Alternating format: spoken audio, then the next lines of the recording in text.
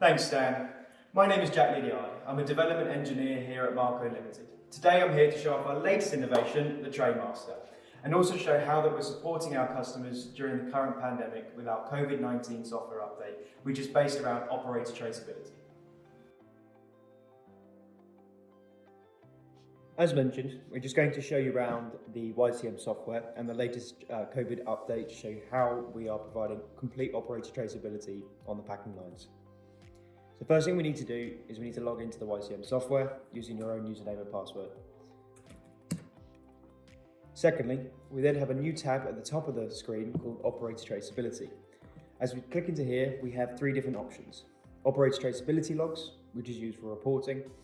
Teams, which is enabling you to create your own teams within your organisation, as well as agencies.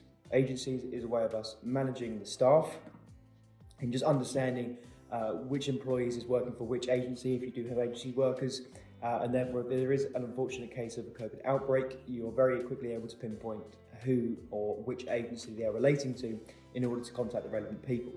So in this screen we have the ability to add in some information simply on the agency to provide contact name, who's the best person to contact, and obviously address, email and so forth. In addition, we then also have a members tab. This then allows us to then add in certain people into those agency groups. Again, just for further reporting if ever needed to say, have we have any employees with the virus who work for these agencies. It may be worthwhile actually separating those agencies out into daily routines. So obviously you only have one in at one time to prevent any cross-contamination of staff. As we come back out of this screen, we then have our teams. These teams are then used to either consolidate people to certain workstations or to certain lines. In this instance, we've got the line setting here. So I can say Team A is only available to work on the demonstration line. These are the members of Team A. And then if I go down to Team B, we can say these are the members of Team B, which is operators 30 to 50, and they can only work on line 2. The reason we're restricting people again is to minimize the contact and obviously the proximity of people during this pandemic. And if they actually try to log into a line where they're not allocated to, it will come up saying that they're working on invalid line.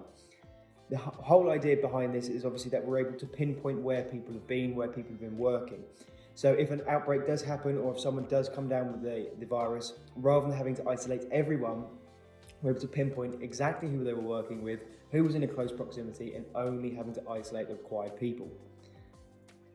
If I come back outside that screen and I go to Operator Traceability Logs, it shows a large screen of all the operators when they've logged in. Now, first thing to do, all we need to do is right click and go to Reports into the Report Wizard. We then select Operator Traceability, as this is the type of working report we're looking to do. We can also do a report based on the teams or based on the agency staff if we needed to. But again, this is basically using the example of a specific person has come down with the virus. So select the date range in which they either had it or they were last working. So let's say right back from the 10th of September all the way to today's date, which is the 18th of November. If I then press next, it then allows me to either do a report on everyone, but obviously we're saying a specific person. Let's say operator number 10 has had the virus. I press finish. It's then going to generate a crystal report, which is going to tell us exactly who he was working with on which days.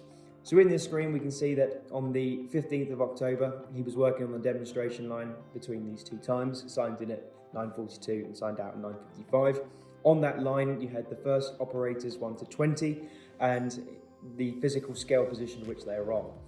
Obviously, as you know the scale position and you know pretty much the typical design of the layout, you're going to know that you're going to have at least 4 or 5 operators within a 2-meter range of that person, whereas everybody else will have a nice safe distance.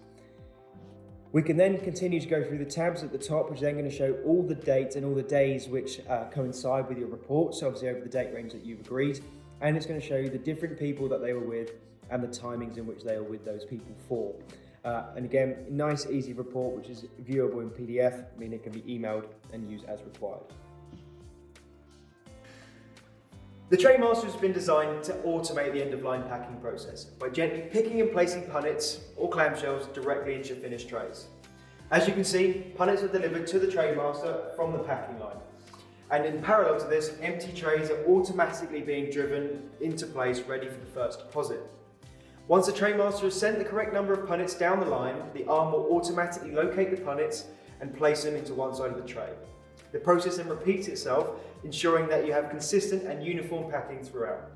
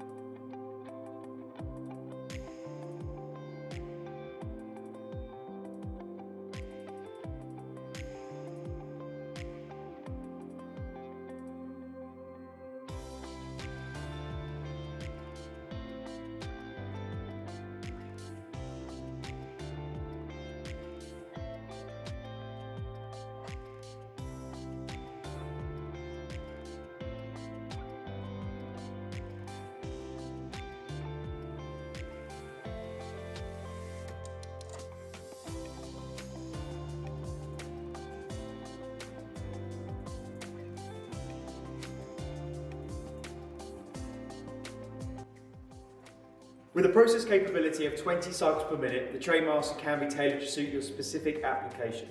All we require from you is your product specifications, including your pack weight, your pack dimensions, and your finished tray dimensions as well.